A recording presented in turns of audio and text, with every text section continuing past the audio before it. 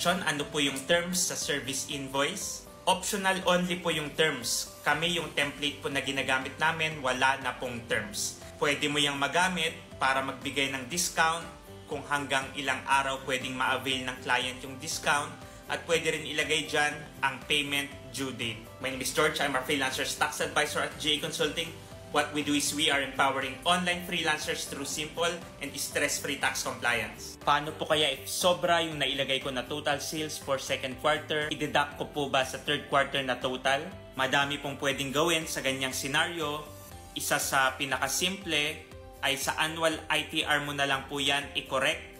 Dahil sa annual ITR natin, ang income po nakasama doon ay from January to December. Diyan po sa specific case ng sayo, pwede po yon dahil sobra naman po yung sales or possible sobra yung tax na nabayaran mo at matatama mo naman po siya sa annual ITR. Ano po ba mangyayari if nagbayad ka ng tax due online before na-receive yung tax filing email confirmation? Ang best practices po natin, hintayin muna natin yung email confirmation para sure tayo na na-receive na ni BIR ang ating tax filing. Tapos doon po tayo magbabayad ng tax natin. The only scenario na magbabayad na tayo pagtapos natin mag-file online pero hindi pa po natin na-receive ang email confirmation ay pag-deadline na po.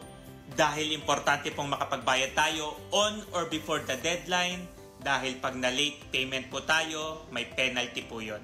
You are a freelancer at meron kang concern or question regarding freelancers BIR registration and freelancers tax compliance, comment mo lang yan at sasagutin ko yan.